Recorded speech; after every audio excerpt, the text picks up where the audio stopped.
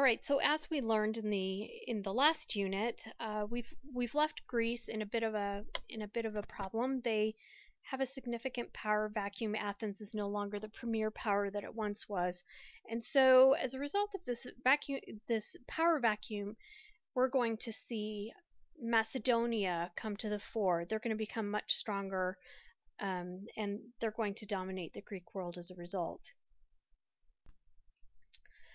Macedonian kings ruled by maintaining the support of a powerful class of elites. They actually governed as a first among equals. So this meant that, in contrast with what we tend to think of when it comes to monarchies, as monarchs being dominant figures, sort of primary government figures. Think of the divine right of kings that we often hear about when it comes to the history of Europe. These Macedonian kings ruled as a first among equals. They were of a similar class and social status, but they were the first. They were the top dog, so to speak. And these monarchs accepted that their people had freedom of speech to address them with advice or complaints. They were not removed from their people. So to maintain respect and demonstrate prowess, the practice tended to be that Macedonian kings, in order to gain that respect and to demonstrate their prowess, they had to excel in war as well as in hunting and drinking. These were very kingly things to do. Queens and royal mothers were respected as well and exercised power at court in the king's absence. So if the king was gone, the queen would serve in his stead. Macedonians saw themselves as ethnically Greek. They spoke Greek as well as Macedonian, but they saw other Greeks as soft and looked down on them for their easy lives. They thought Athenians in particular were effeminate. In return, Greeks of the city-states looked down on the Macedonians as barbarians. They thought Macedonia was an insignificant place. The first preeminent king that we're going to talk about is Philip II. He came to the throne around 359 BCE, and at the time Macedonia was pretty weak and divided as they fought the neighboring Illyria. And after gaining the support of his nobles, Philip II was able to win this conflict, and he strengthened his army by developing a new tactic of fighting in mobile phalanx formation with long thrusting spears. He was pretty innovative in this respect. Cavalry was also used to soften up the enemy. Philip defeated Illyria and subdued his rivals for the kingship, and so this is how he became the first among equals. Philip used diplomacy as well as bribery and military force to move into Greece. And as he did so, he forced most of northern and central Greece into alliance with him by the late 340s. So, seeking glory for Greece and fearing the instability his strong army could create if left unemployed, of course, if you have a lot of soldiers and you've won a conflict, what do you do with them afterwards? If you've come to a point where you have peace, what do you do with all of these soldiers who are warriors? This was the problem that Philip II faced. So in order to solve these problems, Philip decided to invade Persia with a combined Macedonian and Greek army. Now, unwilling to join Philip, Athens and Thebes actually rallied a coalition of southern Greek city-states to resist Philip, but Philip and his allies crushed their army at the Battle of Chaeronea around 338 BCE. As a result of this, Philip forced the defeated city-states to join his alliance. He wasn't going to put up with that. And in the end, this ended the era of truly independent Greek city-states. So Sparta, Athens, Thebes, all of these preeminent Greek city-states are no longer going to have the power that they once did. They're no longer going to be independent. So to give you an idea of the geography of this area, it's always a good idea to look at a map. And here we have a map of the Greek world, including Macedonia, and you can see in the dark purple the area that Philip sort of started with. This is around 359 BCE, and by 336 BCE, we see significant changes in the way that Macedonia is dominating the Greek world. They've actually spread into Asia a little bit, so pretty important development. So why 336? Well, 336 is actually the year that Philip II was murdered. He was murdered by a Macedonian assassin, and he was succeeded by his son Alexander III. Alexander secured his rule by killing his rivals. And this is quite astonishing because Alexander was actually really, really young at the time. He was still in his teens. But he managed to secure his power as king by killing off any rivals. In addition, he defeated his enemies to the west and the south and consolidated his alliance with the southern Greeks. By 335 BCE, he destroyed Thebes for rebelling against his rule. So really remarkable. Imagine the teenagers that you know accomplishing such things, and maybe even being capable of doing such things. It's really kind of difficult to imagine. In 334 BCE, Alexander invaded the Persian Empire. He conquered all of the land from Turkey to Egypt to Uzbekistan while still in his 20s. He inspired his troops by exhibiting reckless courage in battle. Remember, the Macedonians really prized battle prowess. He developed new siege technologies and became known as Alexander the Great. Just as his father was innovative in battle, he was innovative in battle by developing new technology and new strategies. He claimed to be the legitimate king of all Asia. Alexander ruled his empire using traditional administrative and tax systems, as well as by establishing new colonies of Greeks and Macedonians throughout the ancient Near East. This is an important development because as these Greeks are spreading throughout these areas that Alexander came to control, they're taking their culture with them and their ideas and their language. And so all of this culture and ideas and language is going to be spreading throughout these parts of the world. It has a profound impact on the cultures that these Greeks come into contact with. Alexander sought to reach the end of the world by moving east with his army into modern Afghanistan and Uzbekistan. And while there, he actually married a local princess and then moved on to India. In 326 BCE, his army actually mutinied. They were tired of it. They'd been on this long march. They conquered all these territories, and they really just wanted to go home. And so they mutinied and rebelled against him. And as a result of this, they were able to force him to return to Persia. Now, when he returned to Greece, he actually ruled more harshly after his return. He claimed that he needed to be treated as a son of Zeus, and so he was claiming divinity. He was making this claim to be a divine person.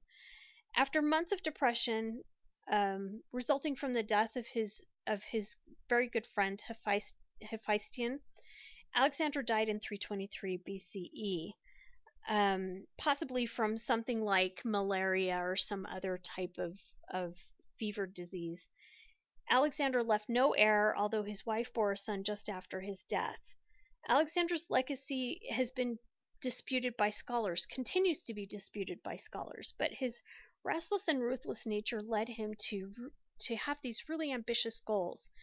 Ancient sources agree that he was a marvel, and his fame increased after his death. So he was famous before he died. He's become even more famous as the centuries have passed. His explorations led to the spread of new knowledge. He brought writers along with him to gather new knowledge. One of those writers was, of course, Aristotle. His new cities promoted trade and increased cultural contact. These were his most enduring impact.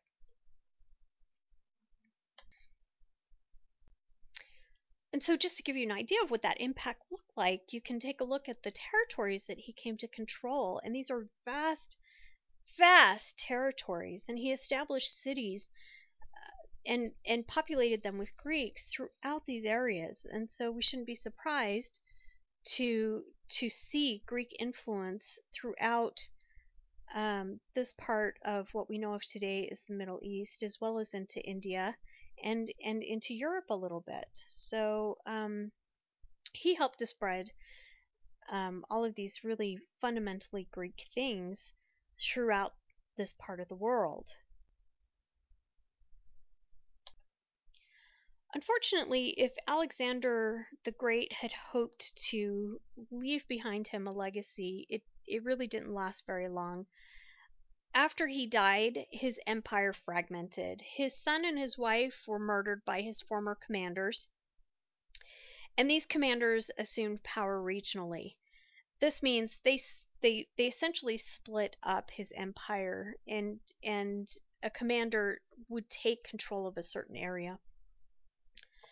Antigonus took over Anatolia, the Near East, Macedonia, and Greece. So those areas that used to be the Persian Empire, this is primarily the bulk of that area.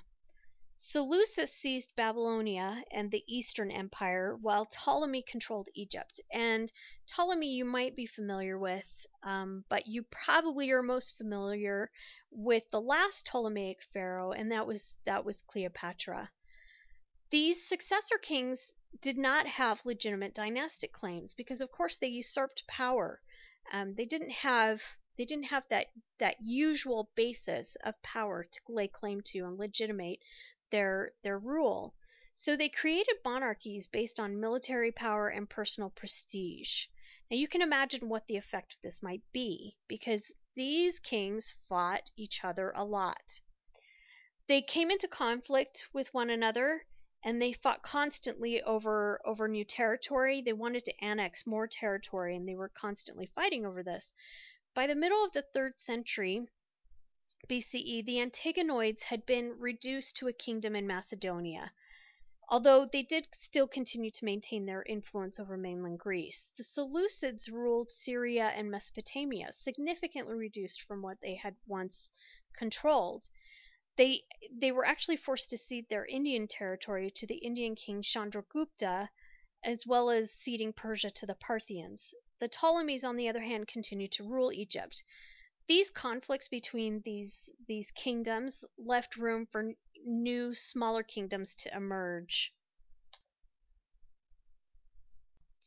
So one of the ways that we know that Greek culture is fusing with other cultures is we can see surviving artifacts in art. And this is an example of that. This is a Gandhara style Buddha.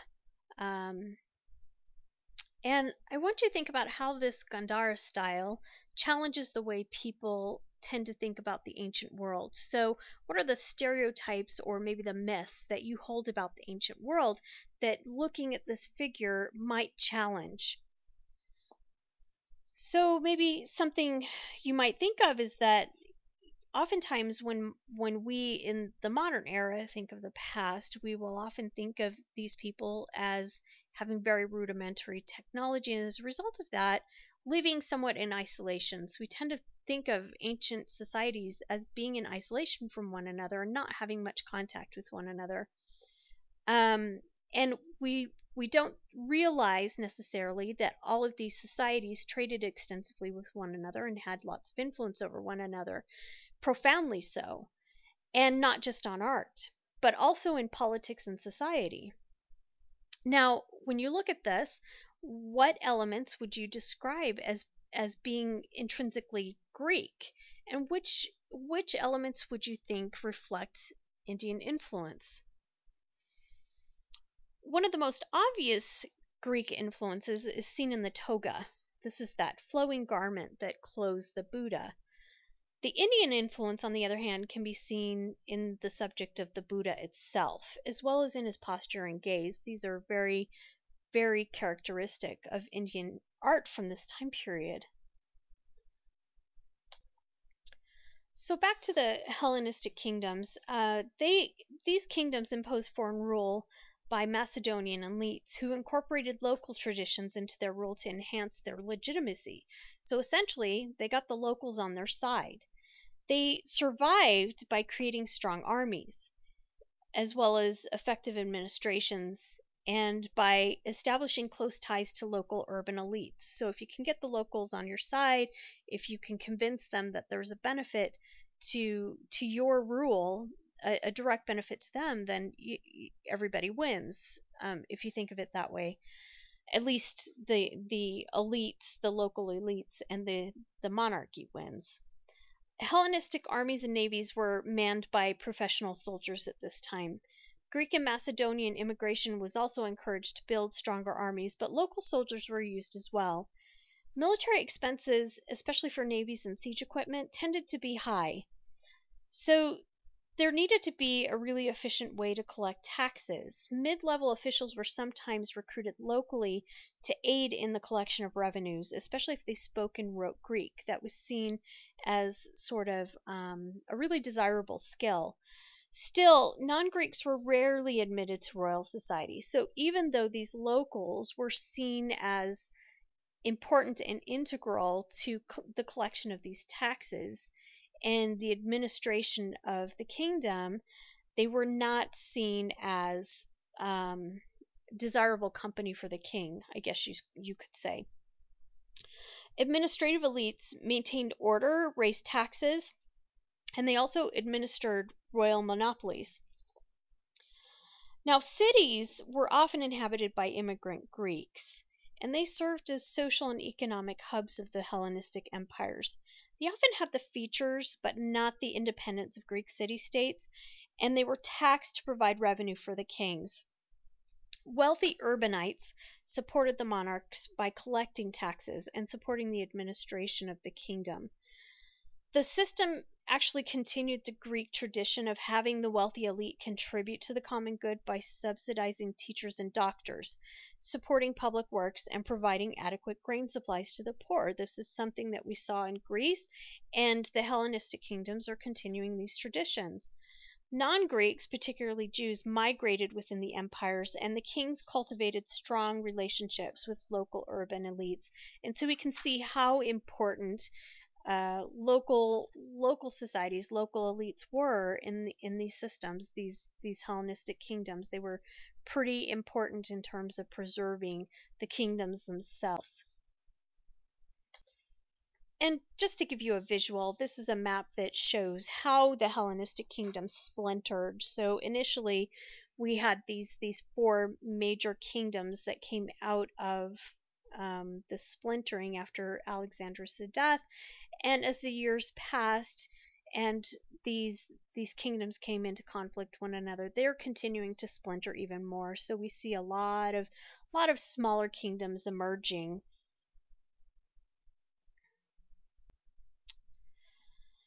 So let's talk now about the many layers of Hellenistic society, starting with slaves. Hellenistic monarchy reinforced social hierarchy.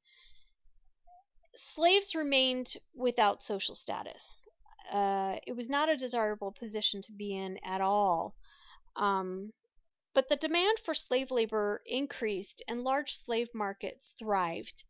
Court slaves and servants in elite households might live comfortable lives, but many others were worked to death in mines. So it very much depended on your situation as to whether life could be survived or not. But for most slaves, it was a pretty brutal life. Most of the population were poor. Moving on to the rest of the population, the large number of people were poor, and they spent their lives working mostly in agriculture. They lived in small villages in the countryside. Many of them worked on the royal family's vast estates.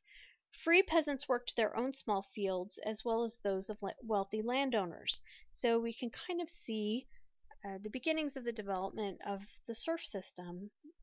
Perhaps 80% of the poor worked to grow enough food for the whole population. The urban poor worked as small merchants, peddlers, and artisans. In the Seleucid and Ptolemaic kingdoms, many of the poor lived in a state between freedom and slavery. They were tied to the land they worked. So again, we're seeing the first grains, the first glimpses of that serfdom that is going to characterize much of Europe for many centuries. On to women. Women's social and political status depended on their rank, as you would expect. But in general, queens commanded enormous riches and honors. They exercised a lot of authority, and they even ruled on their own when no male heir existed. Some queens paid particular attention to the well-being of women. However, most women in Hellenistic society remained under the control of men. Elite women were separated from men outside their families, while poor women worked in public. So it very much depended on your own social status. The higher your social status, the more you tended to be segregated from males. While as you would expect, if someone needs to earn a living, you're going to have more contact with males. Greeks continued to abandon infants, and infanticide was especially occurred among girl babies. Women of exceptional wealth who gave to their cities sometimes obtained official government posts. In Egypt, women gained more independent control over their marriages. So in some ways, the status of women have changed from Greek times, but in some ways they've stayed the same. So wealthy people showed concern for the poor in Hellenistic culture. This is continuing that great tradition. Royal families emphasized philanthropy to build legitimacy and support for their rule. If you can build public works projects, the poor might support you, and even the wealthy might support you. And so this is a way to legitimize rule and gain support. The wealthy funded the distribution of grain and schools for children. Donors were repaid with respect and honor. So if you gave, if you were generous, then you got a lot from it. The respect of your community, for one. However, the poor came to depend on the generosity of the rich.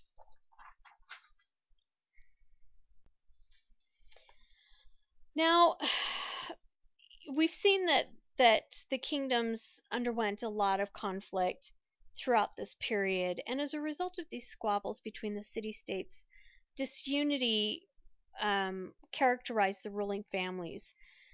The Hellenistic kingdoms lost their power because they couldn't unite together. It tended to erode their power. It ate away at it, and they couldn't resist Roman involvement in their affairs. So this instability opens the door for Romans to take over. Rome first established dominance in the Antigonid kingdoms by the middle of the 2nd century BCE. The Seleucid kingdom was weakened by internal uprising and external threats, and as a result of this, they fell to the Romans in 64 BCE. For the Ptolemaic kingdom, and you remember Queen Cleopatra, splits amid the ruling families of the Ptolemies led to civil war and subsequent Roman intervention in the 50s BCE. Queen Cleopatra chose the losing side of that civil war between Mark Antony and the future Emperor Augustus. And if you recall, if you've heard anything about Cleopatra, she actually, as a result of this loss, takes her life using the bite of an asp. An invading Roman army subsequently conquered the country in 30 BCE, and in this way Rome became heir to all the Hellenistic kingdoms. They took over all of those territories. So let's talk about culture a little bit. Hellenistic culture reflected the impact of royal wealth. Patronage was really important, and it increased the emphasis on private life and emotion. These are new developments because in ancient Greece, we didn't see a lot of that. Ancient Greek art tended to be highly idealized. But in Hellenistic culture, it was okay to show emotion, and it was okay to show scenes that you wouldn't necessarily have seen among the ancient Greeks. And much of this reflected the great diversity of the empires. Hellenistic kings supported scholarship and the arts. They competed to attract the most talented artists and boost their reputation. So they drew a direct link between these artistic endeavors and their own glory. Alexandria, you might have heard of Alexandria. It was part of the Ptolemaic kingdom. It became a center of art and scholarship and was home to a massive library, the Great Library of Alexandria. Since Hellenistic writers and authors were supported by royal patrons, they avoided subjects that criticized public policy or political topics. So they weren't really interested in rocking the boat. As an example, Theocritus's poems honored King Ptolemy, but they also described the divide between town and countryside and romanticized rural life. There was nothing politically critical in these poems. We also have women poets, but they were deprived of court patronage. They didn't get money and they didn't get sponsorship under the system. Nevertheless, they excelled in writing epigrams. These are short poems originally used on tombstones, and if you Google it, you can find examples of what these epigrams were like, and they were often very clever. Hellenistic comedies actually emphasized emotional stories and avoided politics. So we saw in Greece that comedies could often be a tool of satire, they could be a tool of criticism. But in Hellenistic kingdoms, this was not the case. Comedy could be emotional, but it was not necessarily intended to be controversial. They often reflected the multicultural environment of the Hellenistic kingdoms, however. Hellenistic sculpture and painting featured a lot of emotions, and they also depicted faces with personal feeling. Most works were created on order from royalty and urban elites. These were sponsored projects. And there was an increasing diversity of subjects emerging. Sculpture began to depict ordinary people for the first time, for example. And here's an example of a scene that we can see from this time period that we would not have seen in ancient Greece. This is known as the seated boxer. And I want you to take a look at this and think about how this portrayal of this boxer is characteristic of art during the Hellenistic period. How is it different from what we've seen in the Greek world, in ancient Greece and Athens and Sparta? Something you might think about is that there's a lot of emotion on his face, and he seems fatigued. He seems tired. This is characteristic of the Hellenistic period. The subject is portrayed in a realistic way rather than an idealized way. This is not about idealizing the human body. This is about portraying a situation that is rife with emotion. He has an open mouth and slumped posture. These are not the indications of a glorious champion, although he may well have won. We don't know.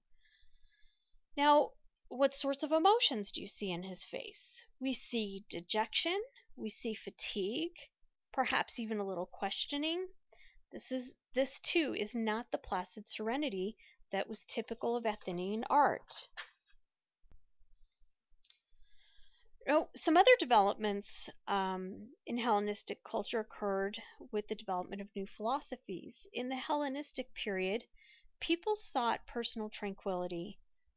Again, remember that this is a pretty tumultuous time. There's a lot of turmoil, a lot of conflict with all of these splinterings of kingdoms and monarchies fighting monarchies. So these new philosophies arose, and many of them concentrated on what we know of as what we call materialism. Materialism argued that only things made of matter truly existed. Materialism denied Plato's metaphysics, but it followed up on Aristotle's doctrine that only what was logical and could be observed truly existed, highly influenced by Aristotle's work. Materialism, in turn, heavily influenced Roman thinkers. Now, another philosophy that develops was founded by a man named Epicurus. He was the founder of Epicureanism, and he saw the universe as made up of tiny atoms. He also saw death as the painless separation of these atoms.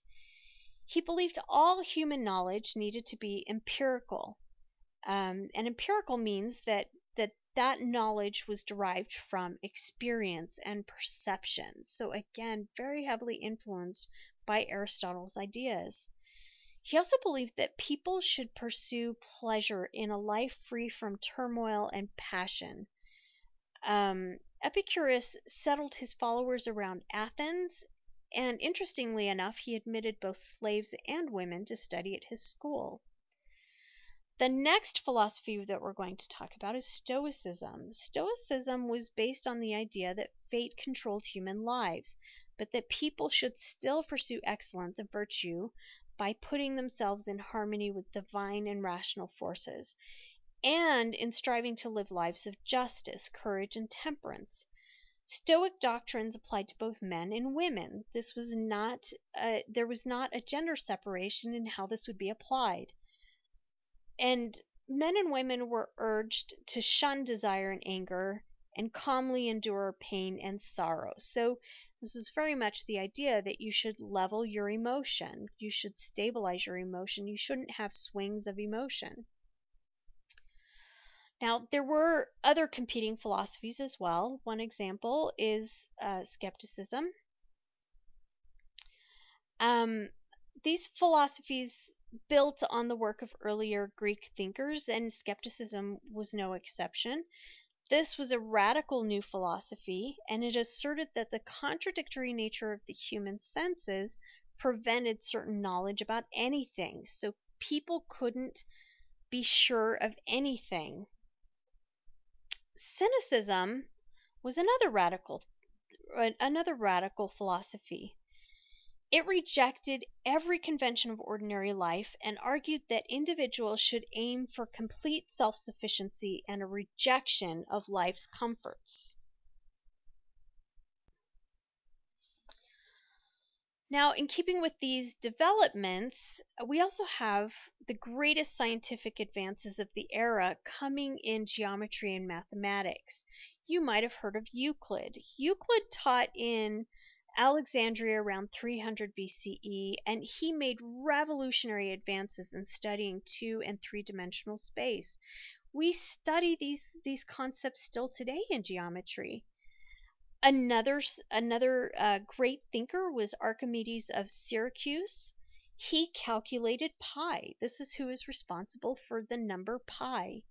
He also developed ways of working with large numbers. There were also new mechanical devices developed, and mathematical advances led to new models of the solar system. Aristarchus proposed a heliocentric view of the universe. Heliocentric means that his view advocated that the universe revolved around the sun. If you recall, this is a point of controversy for a large chunk of human history, whether the universe revolved around the sun or the earth. Eratosthenes was another thinker who pioneered mathematical geography. Hellenistic scientific culture gave the West a really important start toward reconciling theory with data, especially with data observed through measurement and experimentation. So these are the foundations of our modern scientific methodology.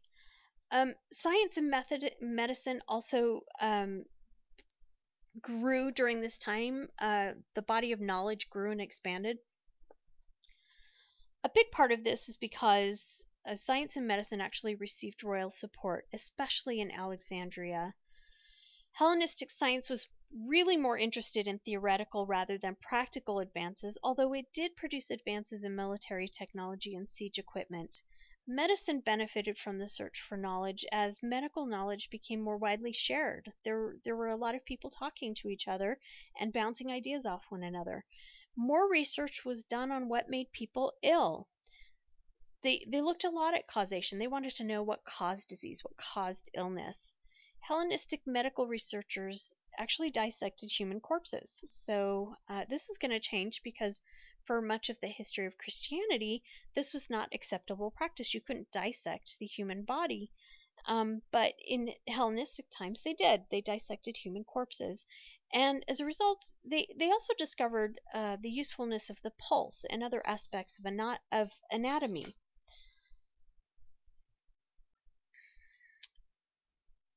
Now, Greek customs and culture spread throughout the Hellenistic empires. We talked about this as a result of Alexander the Great's conquests.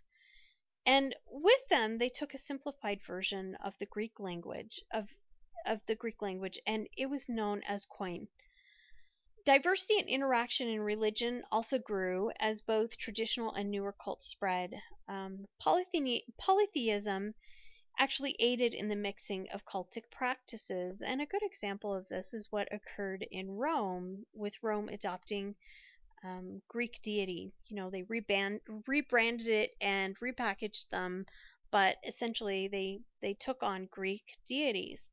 And that's a good example of how that worked. Astrology became more important as advances in astronomy spread. Deified kings spread ruler cults, and great benefactors were also often honored. The idea that human beings could become gods proved influential. Healing divinities were also popular, and mystery cults promised secret knowledge to initiates. That's what made them so attractive. The mystery cult of Isis, for example, attracted many with its extensive rituals and ceremonies. And that cult mixed Greek and Egyptian elements. It was a very popular one. Now, interaction between Greeks and Jews changed Judaism. If we look at Judaism, we see a lot of changes as a result of these interactions between Greeks and other peoples. King Ptolemy II had scholars produce a Greek translation of the Hebrew scriptures, and more Jews began to adopt the Greek language and culture. But this caused some internal dissension among the Jews.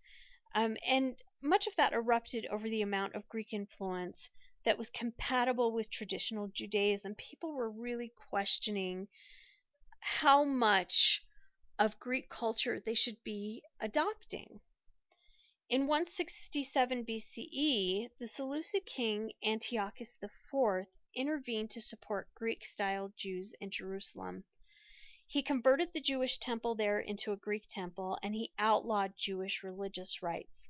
This led to a Jewish revolt led by Judah the Maccabee. This is an important episode in history, and this eventually enabled the Jewish people to win independence after 25 years of war.